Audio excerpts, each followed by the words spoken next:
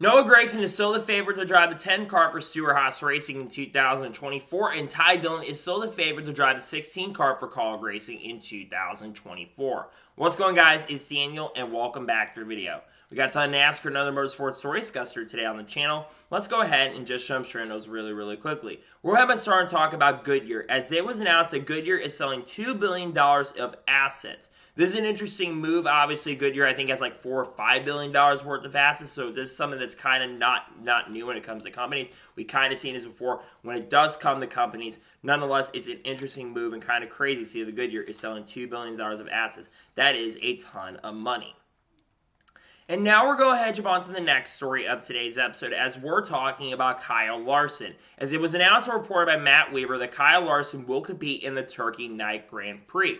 Kyle Larson's already had a busy weekend, as he already has won, I think, at Placerville for the first time in his first midget race in a couple years. So it's really cool to see Kyle Larson getting back behind the wheel and racing in the Turkey Night GP. I think he's going to have the opportunity to get his fourth win. I think he's won the Turkey Night GP 3 times before, so I think he's got a really good opportunity and a shot to win the Turkey Night Grand Prix.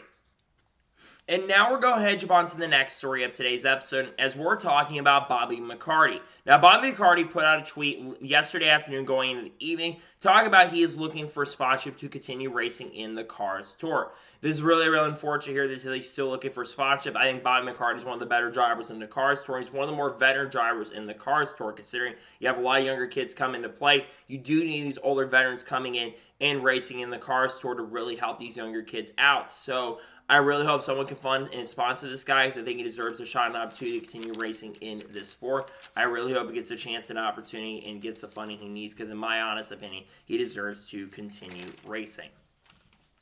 And now we're going to jump on to the next story of today's episode, as we're talking about Riley Herbst. As over the weekend, Riley Herbst won the 2023 Baja 1000. The Baja 1000 is one of the most incredible accomplishments to win in the off-road scene, and one of the most difficult races to win in off-road. This is an amazing accomplishment and continues to show the accomplishments that Riley Herbst has had over this year. Remember, he got his first ever NASCAR Xfinity Series victory at Las Vegas Motor Speedway. But his family is most known for racing in off-road, and they're legends of the off-road scene. His father, who I believe is Troy, is a legend of the off-road scene. So this is an incredible accomplishment for Riley Herbst, and massive and huge congratulations to him on winning the Baja 1000. That's a really awesome and incredible accomplishment. And now we're going to jump on to the next story of today's episode, as we're talking about Kasey Kahne. As with Brad Sweet winning the 2023 World of Outlaws Championship, Kasey Kahne is now a 6-time owner champion in the World of Outlaws. It's been really cool to see Kasey Kahne seat outside of NASCAR. Obviously, Kasey Kahne has not raced in the NASCAR Cup Series since 2018 season, when he drove for Levine Family Racing. We know he has been interested in maybe coming back to NASCAR in recent years. But it's awesome and great to see that he is continuing to have a lot of success outside of NASCAR and winning championships as a car owner in the World of Outlaws. He has been competing in the World of Outlaws as well. I don't think he's won a World of Outlaws future up to this point yet. I could be wrong, though, but still really awesome and good. Glad to see that Kasey is once again a champion owner in the World of Outlaws. And now we're going to jump on to the next story of today's episode, as we're talking about Nick De Vries. As it was announced, I believe, on Monday or Tuesday, Nick De Vries will be joining the World Endurance Championship in 2024, driving the number 7 for Toyota Gazoo Racing. Nick De Vries, for those who don't know, is a champion of Formula E, who competed in the Formula E Series, and also competed in Formula 1 this year for AlphaTauri Racing. Unfortunately, did end up struggling, though, with AlphaTauri. To be fair, though, Nick De Vries is a much older driver, and he was a rookie, and the team was not very good. I mean, he wasn't that far behind Yuki Tsunoda, so they wanted to bring him in after one good race at Monza. Then he kind of struggled a little bit, and then they kind of kicked him out for whatever reason. But it's really good to see that he's found somewhere else to race. He's found somewhere on his feet, and I'm glad to see he'll be competing with Toyota Gazoo Racing. I think this is going to be an awesome, great redemption story for him, and nonetheless, glad to see that he at least will have a run for 2024. And now we're going to jump on to the next story of today's episode, as we're talking about Shane Van Gisbergen. As I believe it was over the weekend that Supercars put out a tweet in regards to Shane Van Gisbergen, as this weekend will be the final race of Shane Van Gisbergen's supercar career. Now, why is it the end of Shane Van Gisbergen's end of a supercar career? Remember, SVG is going to be coming over to NASCAR starting in 2024. Now, while his schedule has not been officially announced, we know that he has a development deal with Trackhouse Racing starting in 2024. He's going to run a select number of races with Trackhouse Racing in the NASCAR Cup Series. He's probably going to run with Kaulig Racing or maybe Spire Motorsports in the Xfinity Series. And he's also going to compete in the Truck Series as well, probably with Spire Motorsports, considering the connection that Spire and Trackhouse do have at this point. I think it's really good to see what he's accomplished. So he's one of the greatest supercar drivers ever, a lot of great accomplishments, and I think it's going to be fun to see him in NASCAR. But Shane, congratulations, man, on an incredible career in supercars. You're a legend of that scene, and congratulations on the opportunity to come over and race in NASCAR. And now we're going to jump on to the next story of today's episode, as we're talking about Andrew Brown. As it was reported by Matt Weaver earlier yesterday that Andrew Brown will be joining Tricon Garage in 2024 as I believe, a tire specialist, joining Tanner Gray's team. For those who know who Andrew Brown is, he's actually been working with Casey Kane Racing in the World of Outlaws. We actually talk about him winning another championship as a car owner. But this is an amazing opportunity for Andrew Brown. I think he'll do really good as a tire specialist, and hopefully he can kind of help out Tanner Gray. Obviously, Tanner Gray's kind of struggled in the NASCAR Craftsman Truck Series this year. Didn't have a fantastic year, ran okay. But hopefully we can see him make some major improvements in 2024, and maybe Andrew Brown will be the guy that can really help him out. So great opportunity shot to see what he can do in 2024. And now we're going to jump on to the next story of today's episode, as we're talking about Argentina. Now, an article came out from motorsports.com over the weekend. I think it was on Friday, as a matter of fact. There's a lot of talk about maybe an exhibition race for IndyCar in Argentina. And according to the same article, it says that everything is in good shape for IndyCar to host an exhibition race in Argentina. Obviously, IndyCar is looking to expand globally. They do, of course, race in Toronto currently at the moment for IndyCar, but they want to expand outside of North America. And one of their goals is to go down and race in Argentina. Obviously, a big reason because Agustin Canapino, who has a huge fan base over there, yet they're kind of toxic on Twitter. But he has a pretty big fan base in Argentina, and that's a big reason why there's a lot of talk about racing in South America, especially in Argentina. I kind of hope it does end up happening. We'll have to just kind of wait and see. I wish it was a points-paying race, so there could be more races on the IndyCar schedule. Again, I'm glad at least they're looking at having our exhibition event, but we do already have one that's going to be happening at the Thermal Club, that All-Star event that's going to be happening. So I think it's interesting to see this, and nonetheless glad to see that there's looking to be a race in Argentina. Pretty exciting and really great stuff overall, to be honest with you. And now we're going to jump on to the next story of today's episode, as we're talking about Austin Cindric. Now, we're going to talk about the F1 race here in just a little bit, but Austin put out something in regards to the Las Vegas GP, and it's included, I think, in a motorsports.com article or racer.com article in regards to getting access to Formula One drivers. And he says you could buy a general admission ticket at NASCAR and get good access. Says you can't get this access with Formula One with the cost, and he says you basically will not be able to see a driver like Lewis Hamilton. Now, I did see Denny Hamlin chime in, kind of saying that that's not 100% true, but I do disagree with Denny Hamlin a little bit, and I do agree with Austin Cindric. Look, obviously we're going to look at the Vegas GP numbers, how much they cost, but ticket prices were absolutely insane for the Las Vegas Grand Prix. And you're very unlikely, unless you get into the paddock and spend like hundreds of thousands of dollars, you're more than likely not going to see your drivers. When it comes to NASCAR, they have a lot better access. Now, I think IndyCar does have a little better access than NASCAR currently at the moment, but still, the access that you get with NASCAR is a lot better than Formula One. So I 100% agree with Austin Cindric a lot on this, and I think he's absolutely 100% on point when it does come to this. So I think that there needs to be changes to Formula One. People want to see these drivers. It was very difficult to see them. Now, if you were walking along the sidewalk of Las Vegas, there was a good chance you were able to see one of these drivers regardless. So it's an interesting little point that I see from Austin, but I think it's a really good point because you can go see guys like Kyle Busch and Ross Chastain, among other people, when you see them race. So interesting talking point, but I do agree with Austin that it's a lot more difficult to see them when it comes to Formula One.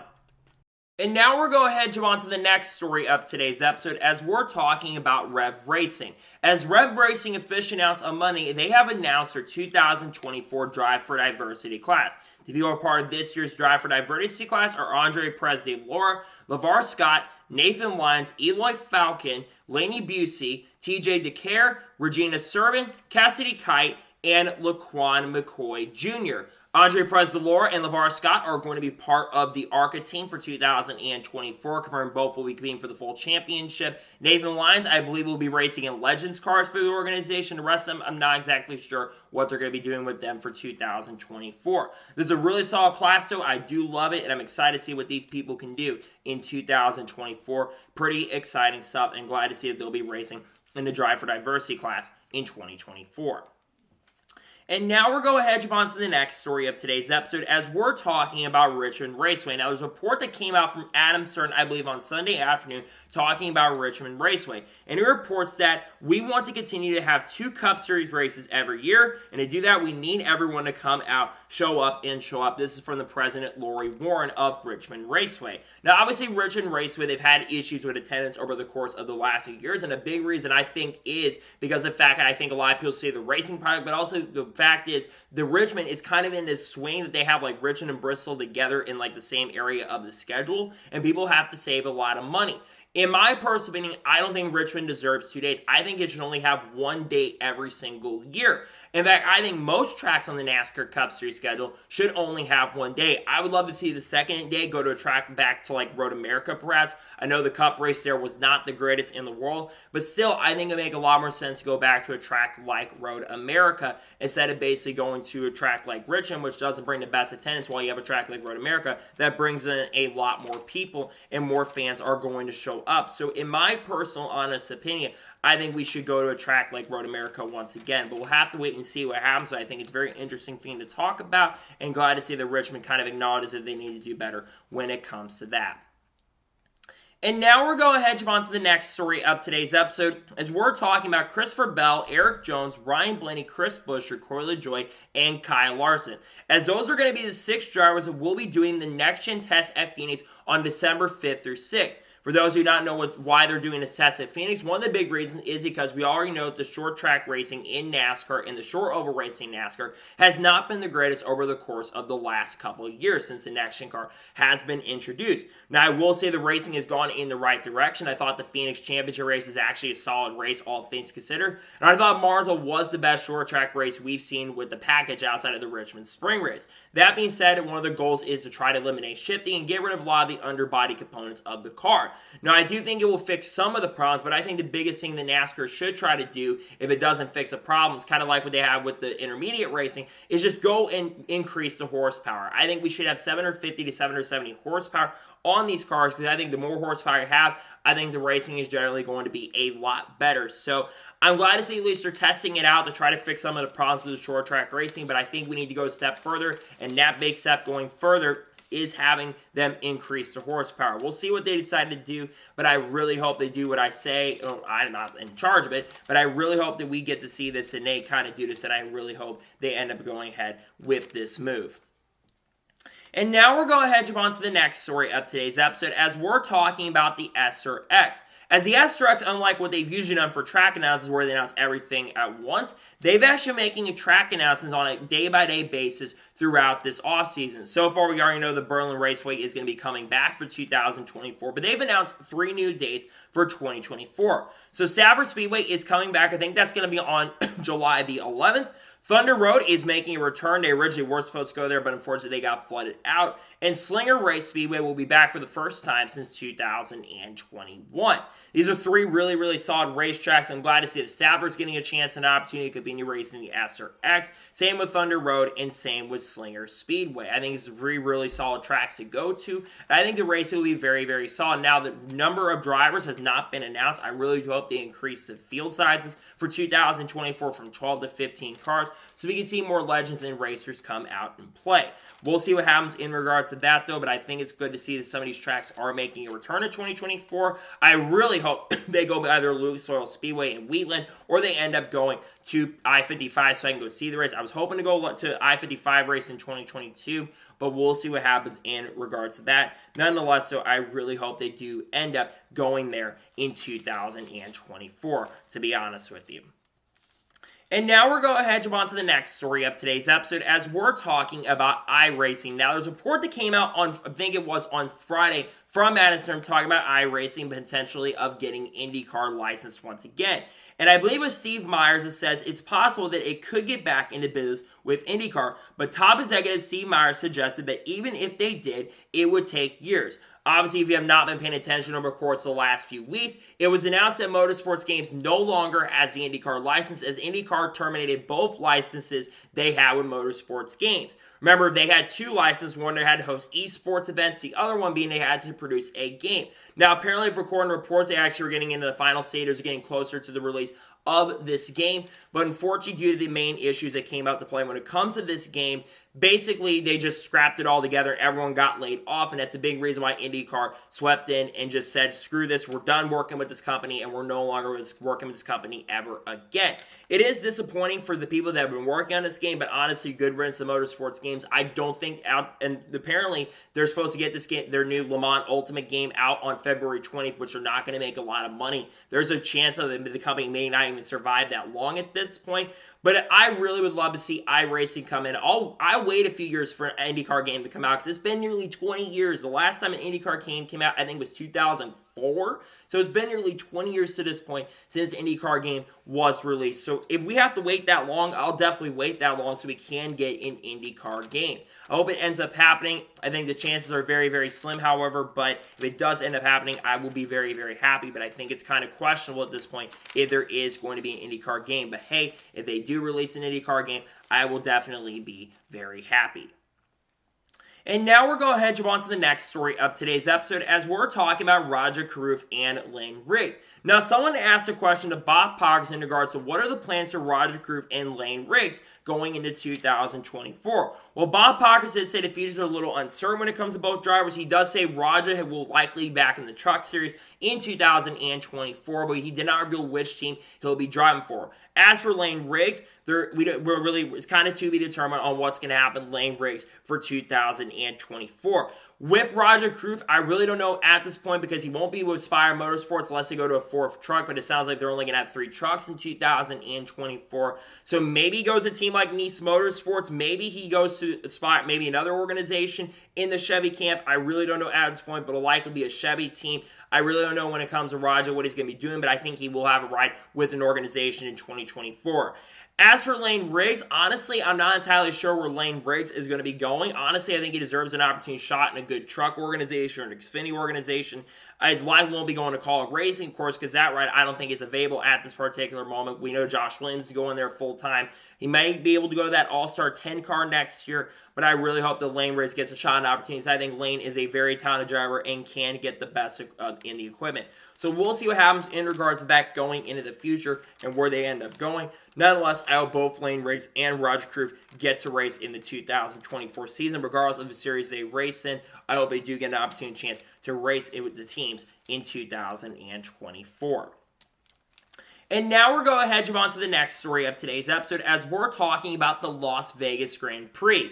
Now, over the weekend, everyone was talking about the Las Vegas Grand Prix for the good and the bad. So, I think the race itself was very, very interesting. And, of course, Max Verstappen was able to win, I think it's like 18th or 19th Formula One race of 2023. But he got technically a 5-second time penalty, which really meant nothing at the end because he was still able to win. And it seemed like he didn't really care about the 5-second time penalty anyways. And then he was able to pass Charles Leclerc late, and he was able to get, I think, his 53rd career Formula One victory. But the race I thought was very interesting and very, very exciting. However, the stuff that happened before that was inexcusable and unacceptable. There was, of course, we had the water valve cover that we kind of talked about. There were supposed to be refunds handed out to people. They didn't end up handing out refunds. They gave $200 vouchers. The whole thing was just a mess. And then there was a video that surfaced of a bunch of cops or volunteer cops who were on a bridge yelling at people to continue walking, which is insane. People were tearing down the barriers, and it had a lot of frustration for people like Max Verstappen as well. When I go back to the race itself, I thought the Las Vegas GP race was very good. Everything else surrounding it, though, you can't get past that. That was really, really unfortunate what happened, and I feel for a lot of fans spent a lot of money especially, and we already know there's a civil action class lawsuit that is going out against F1 at this point, and the Las Vegas fans are sending a lawsuit because of how they were channeled and mistreated by F1, which I completely agree. I do hope they end up winning the lawsuit there.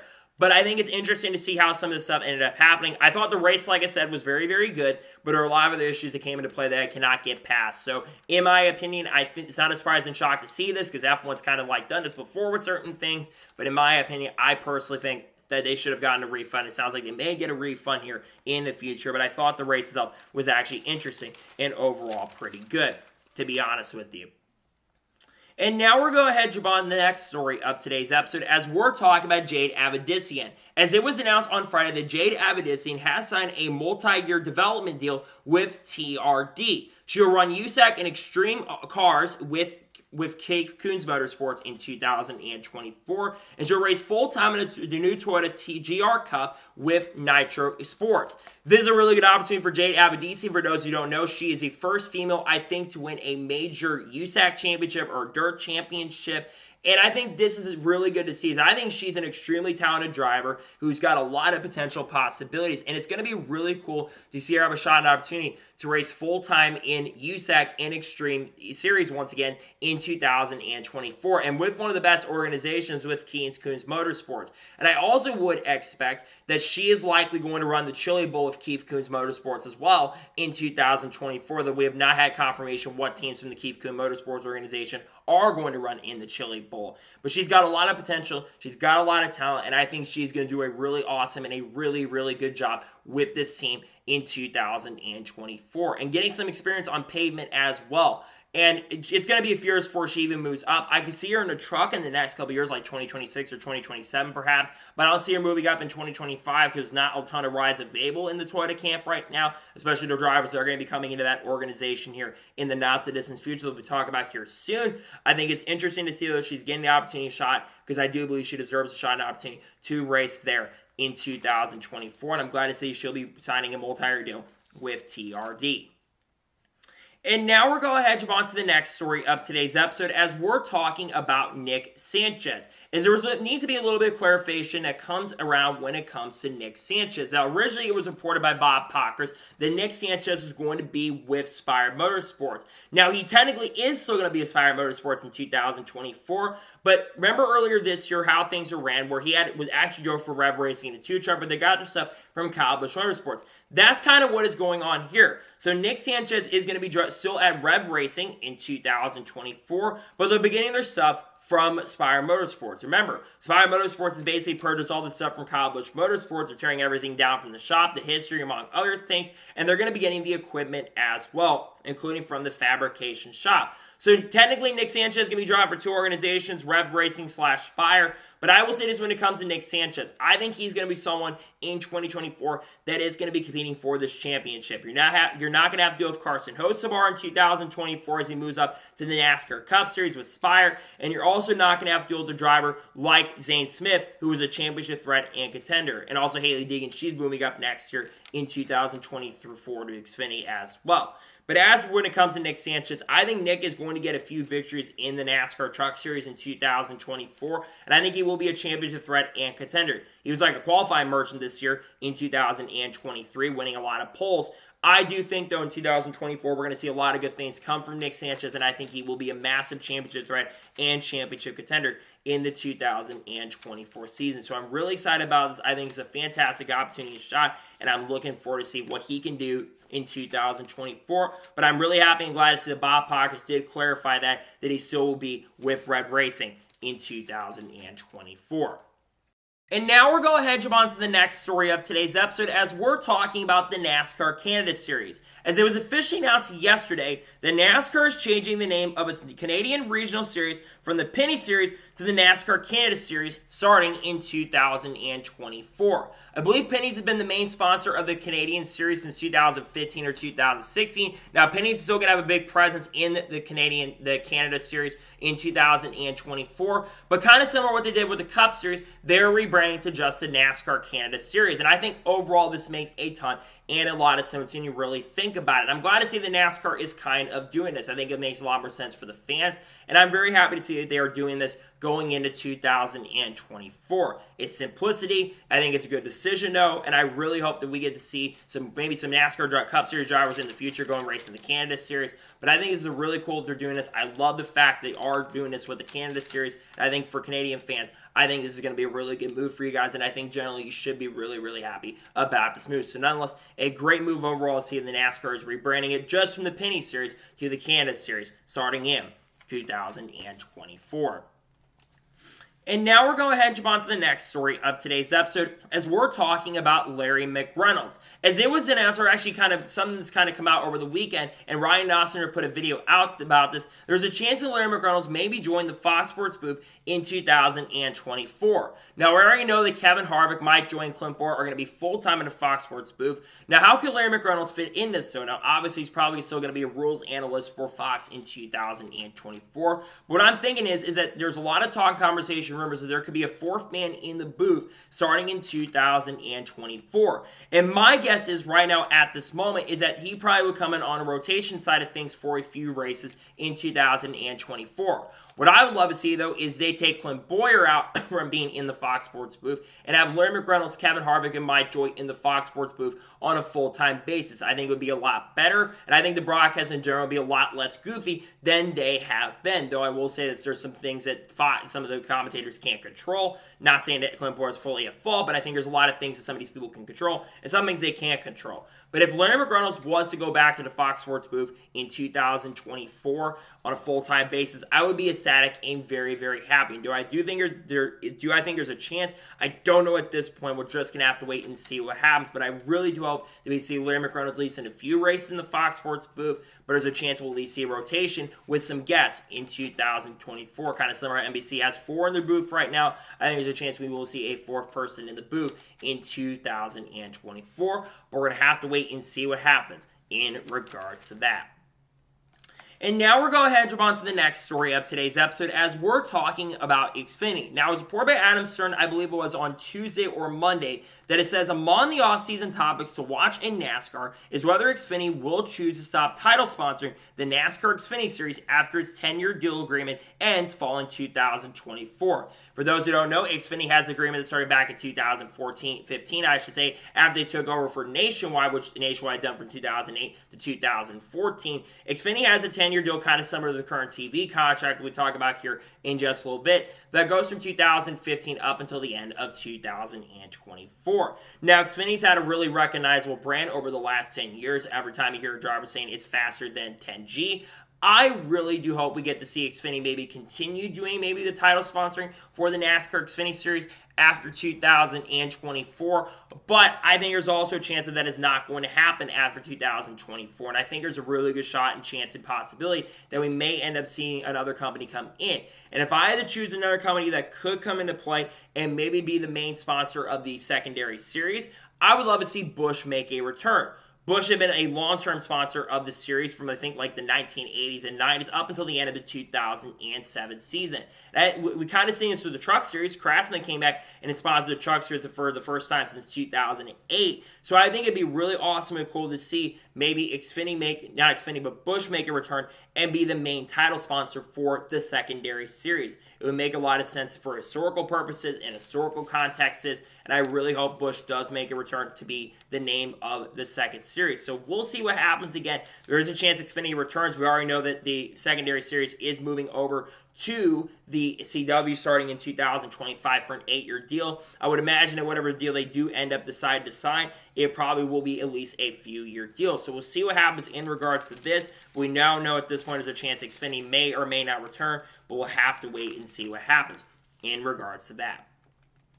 And now we're going ahead and jump on to the next story of today's episode as we're talking about Chase Elliott. Now, Chase Elliott put out an update on Friday talking about that he actually had some shoulder surgery over the offseason, and that he says he's ready for 2024. Now, Chase, remember, did have a snowboarding injury very recently, but if Chase Elliott was racing with an injury, that is absolutely wild and crazy to see. But considering the fact he did have 7 top 5s and 15 top 10s in the 2023 season, it would be really wild and crazy to see that he kind of ran with a potential injury. But he said he's ready for 2024. Did not mention the Busch Light Clash or the Busch Clash, the LA Coliseum. I think he's more ready for the Daytona 500 than anything else. But when it comes to Chase Elliott, I actually think Chase Elliott is going to have a really massive and a major bounce back year in the 2024 season, because Chase Elliott is going to be more rejuvenated, and I think he's going to be a lot more focused. I think Chase Elliott is going to win at least 3 races in 2023, 4 I should say,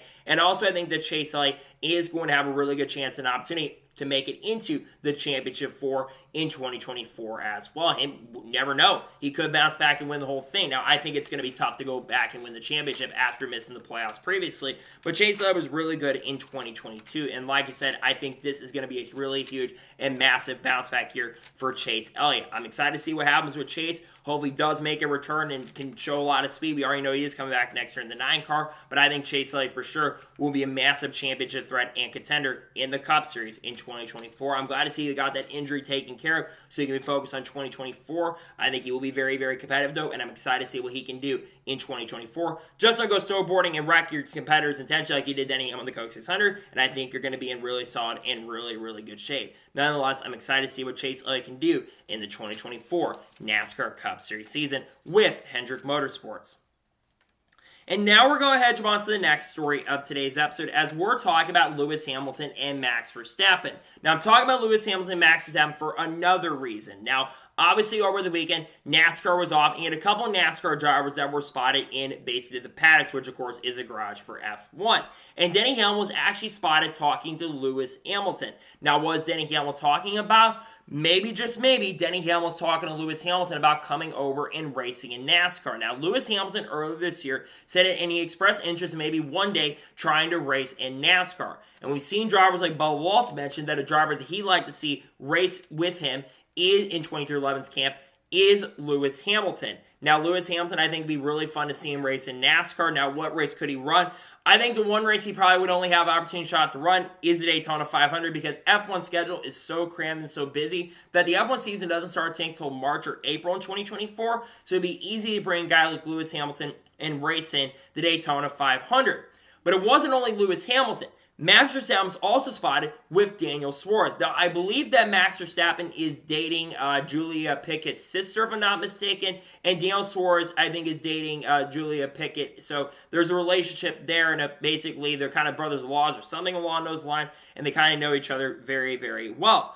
It would be really cool to see Max Verstappen maybe race with Project 91, and Project 91 also kind of talked about it and said, talk to Max about racing in the Project 91 car. One of my personal dream scenarios is to see both Lewis Hamilton and Max Verstappen compete in the NASCAR Cup Series, have Max compete in the Project 91 entry, and have Lewis Hamilton race the number 67 car, and maybe do that at the Daytona 500. I think the fields would be extremely stacked, and I think it'd be really fun. I think you'd have a lot of those Formula One fans who would actually tune in to the event. You could have them run a road course if you want to, but you gotta remember the Formula One schedule that is going on, so you would have a lot less opportunities to go see that. Nonetheless, so I think it'd be really fun and awesome to see both these guys compete in against each other. I think it'd be really fun. I think it'd be really, really awesome. And nonetheless, I really do hope and pray that it kind of ends up happening to where we see Lewis Hamilton, Max Verstappen race in the NASCAR Cup Series. So we'll see what happens in regards to that. I really do hope it ends up happening that we see both those guys compete against each other in NASCAR one day. One driver in the Project 91 car or the 97 if they decide to change it up with SVG going likely in the 91 car,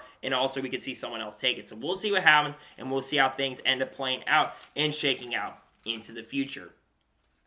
And now we're going to head on to the next story of today's episode as we're talking about Aric Almirola. Now, there's a report that came out from Noskinsky from Motorsports Wire in regards to Aric Almirola. And according to him, Aric Almirola is looking to run part-time in the Xfinity Series in 2024. We already know that Eric Almirola is not returning to Stewart-Haas Racing in the 2024 season, as Eric Almirola is no longer returning, and we'll talk about who likely will replace him in the 2024 season, as Eric Almirola is looking to run part-time maybe in the Cup Series with Stewart-Haas Racing in 2024, but unfortunately that deal never ended up finalized and never ended up coming true, unfortunately, for Eric Almirola. As when it comes to Eric Almirola, I think that he will have a really solid opportunity to run in the Xfinity Series. Now, what teams could Eric Almirola end up running for in 2024? One team I look at is RSS Racing. Remember, he actually drove, I think, the number 28 or 29 car for RSS Racing at Sonoma, ended up beating really good drivers like AJ Allmendinger, Eric, and Kyle Larson, who were two of the best drivers that did race in that event. From the Cup Series side, that came over race in Xfinity. He beat both those guys. So maybe he runs one of those RSS Racing cars. Another team I could see him running with is Junior Motorsports. Interesting thing about Eric Almirola, he actually drove for Junior Motorsports back in 2011 in the number 88 car on a full-time basis. So I could definitely see him going there. Of course, he drove there before he went to Richmond Motorsports in 2012, which is when they actually formed the partnership with Smithfield. But I could definitely see Eric Almirola having a shot and opportunity to race there as well. And then I think about Joe Gibbs Racing. I know that Eric Almirola and Joe Gibbs kind of had a rocky relationship after what happened in 2007 in Milwaukee, but it's been around 17 years since that event happened. I think things probably have been washed up and cleaned up in regards to that. But I really hope we can see Eric Almirola race part-time in the Xfinity Series. I think he'll have a little funding and sponsorship with him. I would imagine Michael Roberts Construction, along maybe Smithfield, may continue to work with him in 2024. But I really do hope we get to see him continue racing in that series in 2024 and does get an opportunity shot to race in the Xfinity Series, because Eric Almirola is an extremely talented and a really good driver. I know people probably disagree with me on that, but Eric Almirola I think is a really good driver, and I hope he gets to race at least part-time next year in 2024. So we'll see what happens in regards to that. Nonetheless, so we'll see how Eric Almirola can do, and we'll see where he ends up racing in 2024, but I really hope we do get to see him race at least in the Xfinity Series on a part-time basis in 2024. And now we're going to head on to the next story of today's episode, as we're talking about Matt DiBenedetto. Now, Matt DiBenedetto, someone asked a question in regards to Matt DiBenedetto in his 2024 plans, and they're still to be determined at this point. Now, Matt DiBenedetto originally was supposed to be on PRN yesterday, but he never went on an appearance of PRN that he originally was supposed to go on. But last night, Matt DiBenedetto actually provided an update in regards to 2024. And he says that he is not going anywhere for 2024. He said he's working on sponsorship funding, and he's not retiring anytime soon. And he's looking at what he's going to be doing at least for the next 6-10 years and trying to figure that out going into the 2024 season. Now, Matt DiBenedetto obviously has had a rocky relationship with organizations and teams. We know he had a bad breakup with the Wood Brothers. He thought he might go back to Wood Brothers in 2022 after Keselowski was announced he was going to be on RFK Racing. Then they basically said, nope, you're leaving the organization regardless, and we're going to basically kick you out. Then he kind of had a rocky relationship with Rackley. They kicked him out early. He announced he's going to be leaving early. Then they kicked him out a few weeks early, which I thought was a really bad move from Rackley's organization. Now, when I think of Matt DiBenedetto, I think he does deserve a shot in a really solid organization. But let's be honest, in the Xfinity Series side of things, I think those rides are filling up very, very quickly. Because Cup, he's not going to the 10 or 16. There's just no way. He's not going to SHR, and he's not going to be going to Kaulig's Cup program. I thought maybe there's a chance he'd go to their Xfinity program, but with Josh Williams being announced the number 11 car for 2024, there's no way in hell that he's going to be going there in 2024. Now, he could go to the 10 All-Star car potentially, but I don't know if he goes there. There's also potentially Joe Gibbs Racing, but at this particular moment, I think we'll talk about Toyota in a second, why I don't think that's going to happen, but it's likely that Chandler, Smith, and Sheldon Creed are likely going there full-time in 2024. It just has not been announced at this particular point and moment. But again, I really hope Matt DiBenedetto can find a ride and some funding. He's working on the funding and sponsorship because I don't think he's a bad guy. I think he deserves a shot and opportunity and a really solid and a good ride going into 2024. And I really hope we see a sponsor or team take a shot and advantage on him, as I think we could do really, really good.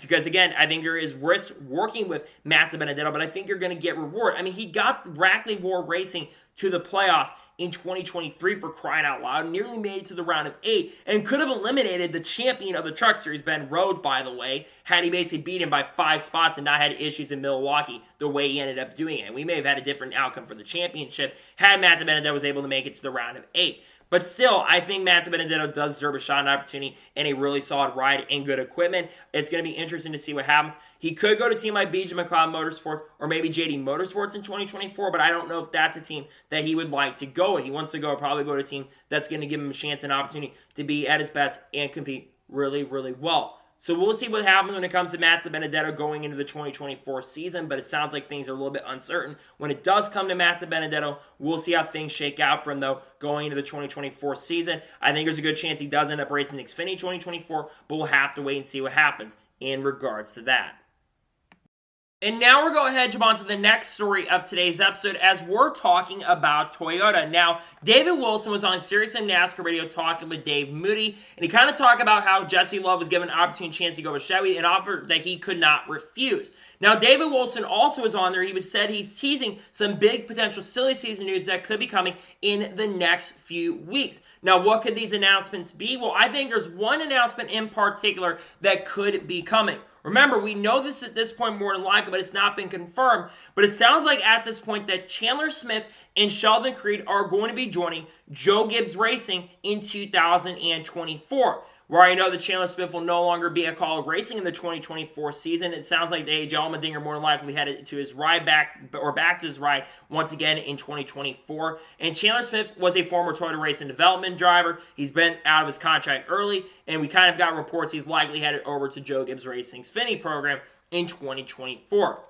But the other driver, Sheldon Creed, where the Sheldon Creed will not be returning to Richmond Racing in the 2024 season, and it's expected he'll be joining Joe Gibbs Racing with Chandler Smith on a full-time basis in 2024. When you think about Chandler Smith, it sounds like, according to reports, that he would be the first driver in line and something happened to the drivers in the Cup Series. But Chandler Smith is only 21 years old, and I think he's a very, very talented driver. He had a very, very good year this year, getting to the round of 8 and actually got his first career NASCAR Xfinity Series victory and showed a lot of promise this year.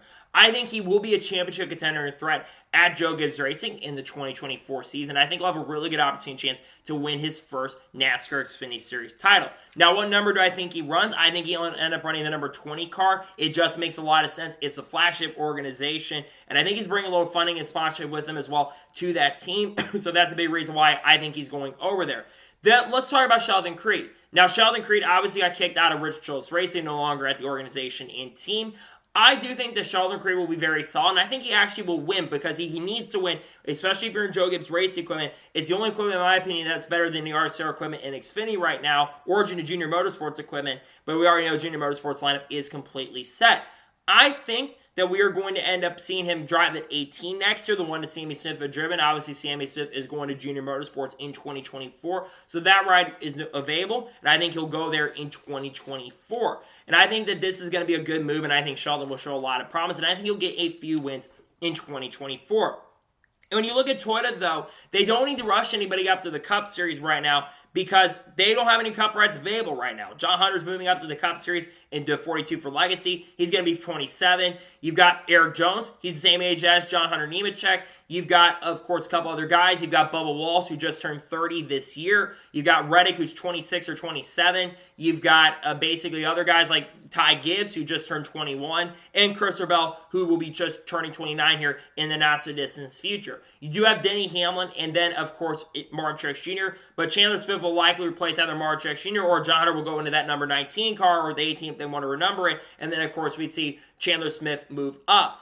I think right now Toyota's in a very interesting position, but I think they've got a lot of young talent in Cup right now, unless they want to get some more teams to come in from like the Ford camp or maybe the Chevy camp to come over to be Toyota. I just don't see any other moves ending up happening and taking place there. As in regards to Toyota moving Chandler Smith and Sheldon Creed to the organization, it just makes a lot of sense, and I think it'll be a really good move for the organization and Toyota overall. So we'll see what happens, but I think Chandler Smith and Sheldon Creed are going to be getting announced to Toyota in the not-so-distant future. And now we're going ahead and jump on to the next big story of today's episode as we're talking about the TV deal. Now, it was reported by Adam Stern, I believe it was on Monday evening, that NASCAR has expanded its proposed mid-season digital streaming package to 10 races, up from 6, and it's possible that both Prime and Bleacher Report's HBO Max Sports could get a slice of that pie. This is very interesting. Remember, it had been originally reported that they were talking about carving out a midsummer deal for 6 races, basically having, I think, 13 races or 15 races with the Fox Group, having 6 races in the summer, and then 15 races on NBC, basically ending after the Coke 600, and then basically giving it around the Brickyard 400 weekend in 2025, when that more than likely was going to end up happening. Now things have changed in regards to that. Now, obviously, NASCAR is looking to get ahead when it comes to the streaming side of things. Streaming is growing here in the United States, and cable is beginning to lose a lot of steam. Every year, Amazon subscriptions go up about 5 to 10 million a year, and cable subscriptions are going down about that much on a year-by-year basis. So that's a big reason why streaming is coming into play. But I have to disagree with this move if they do end up going with 2 streaming partners instead of 1. Personally, if you're going to expand into the streaming side of things, you should only have 1 streaming partner, have Amazon for 10 races, instead of 2 streaming partners. I understand that they want to make a lot of money, and the goal for this upcoming TV deal, which, by the way, according to Adam Stern, could be announced this upcoming week, not this week, but next week at the awards banquet. I just personally believe that they are going way too quick, and having 2 streaming services isn't the best decision in the world. I personally think if you're going to go in the streaming world and market, you should only have 1 streaming partner, and that being Amazon. But I do think streaming needs to be part of this TV deal. It just makes way too much sense to not go into the streaming market because cable is lying at a rapid rate. I think right now there's 47 million people that do have a cable subscription. So that number is dropping at a year-by-year basis very rapidly. But again, I think expanding too quickly in regards and having 2 streaming partners, you're just going to be costing a lot of people a ton of money. And if you're still going to have cable part of this TV deal, that's a bad move. So if you're going to do the streaming stuff, you got to cut cable off completely and have every race on broadcast. There's a chance even Peacock could come into play, and we may see a race on there, which, again, I don't think would be the greatest decision in the world if they ended up doing that. Obviously, Fox and NBC are more than likely coming into play, and once this media rights deal finally does get finalized, we'll probably know what's going on with the charter agreement as well. That charter agreement is got to be done, I think, by the end of next month, if I'm not mistaken, by the end of this year. So we'll kind of wait and see what happens, see how everything kind of plays out in regards to that. But at this particular moment and at this particular point, we'll have to kind of see what happens in regards to this TV deal. Like I said, though, it does sound very likely at this particular moment that a deal could be done in struck in the not-so-distant future. I expect Fox to have quite a few races, NBC to have quite a few races, and I do expect that we'll see Amazon and maybe the Bleacher Report, which has TNT, by the way, which could be a big deal right there because TNT used to work with NASCAR for many, many years, which was formerly TBS or TNN or whatever it was back in the day.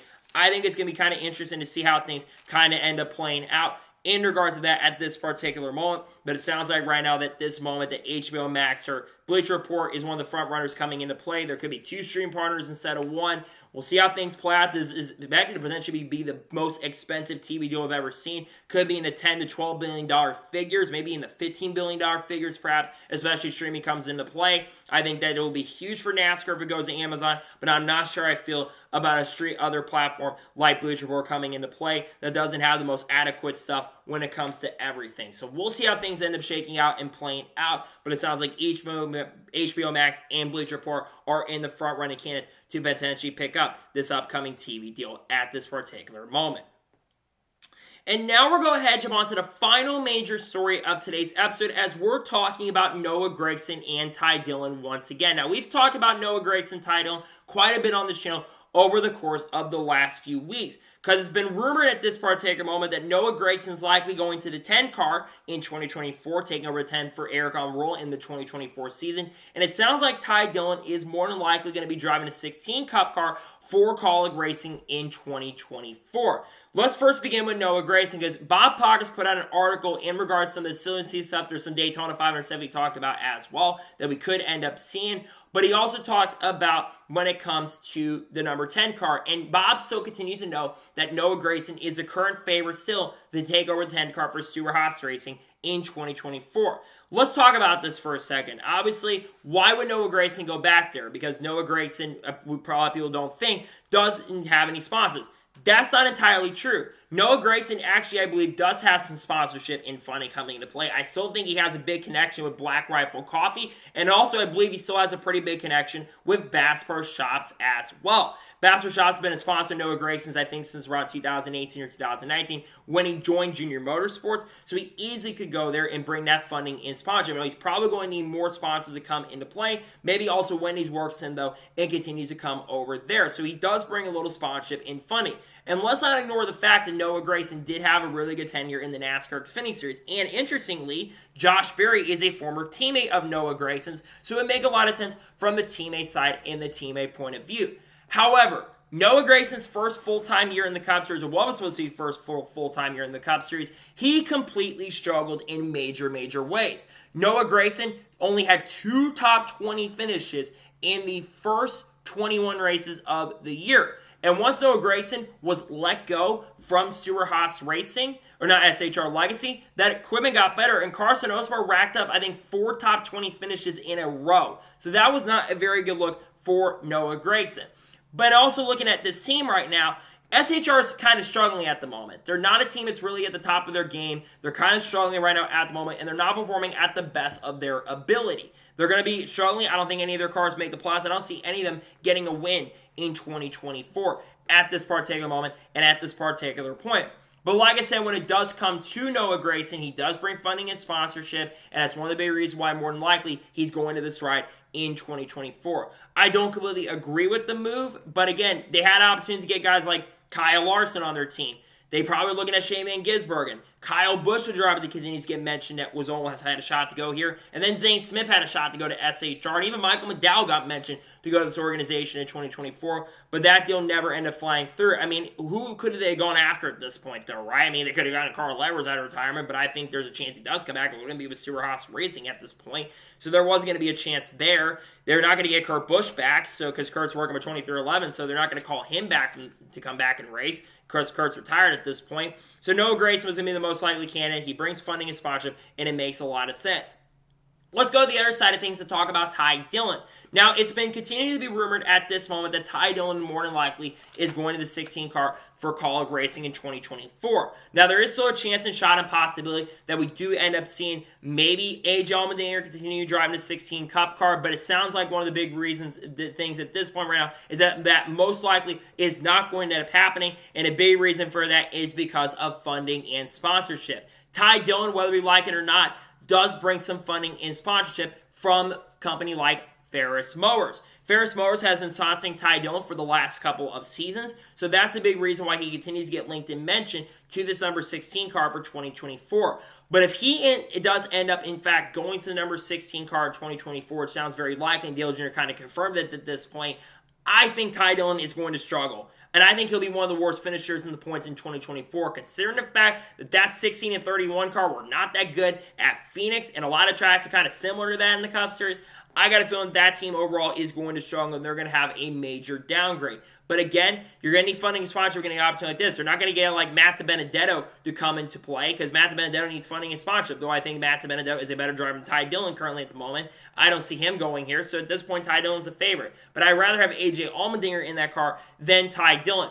In regards to AJ Allmendinger, though, it sounds like that he will be in the Xfinity program. He's going to be a Kaulig next year regardless. It just sounds like more than likely he'll be in their Xfinity program instead of their Cup program. It'll likely be in that number 16 car once again. We already talked about Chandler Smith, but it sounds like Chandler Smith is going to be headed back to Detroit to say we'll go to Joe Gibbs Racing in the 2024 season. So at this point, I think there's going to be a lot of struggles coming the way of Kaulig Racing in the Cup Series. It's kind of like, what are we doing here? There was a lot of excitement about this organization a few years ago, and it still sounds like at this point, Ty Dillon is a favorite to take over the 16 Cup car for Kaulig Racing in 2024, which I think is very disappointing at this particular moment, but it doesn't surprise and shock me at this particular moment that is likely going to end up being the case of what ends up happening. Again, I'd rather see it be AJ Allmendinger in the 16 car, but again, at this point, it all comes down to funding and sponsorship. Again, and AJ doesn't bring as much funding and sponsorship, and we've had him paid out of pocket for the 16 car and 31 car. Matt Kaulig wants to do that, where he does want to continue paying out of pocket. I think it makes a lot of sense,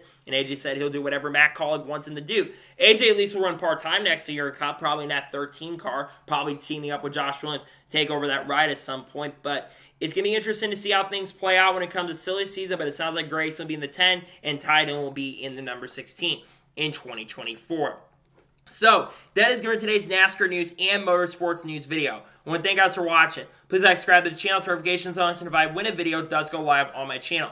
Follow me on Twitter, Facebook, Instagram, and support my Patreon as well. Links are below that, and comment your thoughts on today's episode. Do you think Noah Gragson is going to the 10 and Ty Dillon is going to 16? Let me know your thoughts in the comments below. There will not be a video on the channel tomorrow as it will be Thanksgiving, so happy Thanksgiving to everybody. There could be a video up later today, though, on the channel. Another one if there's any major news that breaks. Friday, there's likely going to be a Daytona 500 intros, an early look at that for 2024. Saturday, there could be other special content that's dropped. Maybe a 2025 schedule predictions could be dropping over the weekend, but we're just going to have to wait and see. We're also likely to have a review of the Abu Dhabi GP on Sunday, so expect that to come out over the weekend as well. Got a lot of great content dropping on the channel that I cannot wait for you guys to check out. So anyways, like I said, I want to thank you guys for watching today's episode, and I'll see you guys next time for more great, awesome NASCAR content and other motorsports content on the channel like this. Take care, everybody.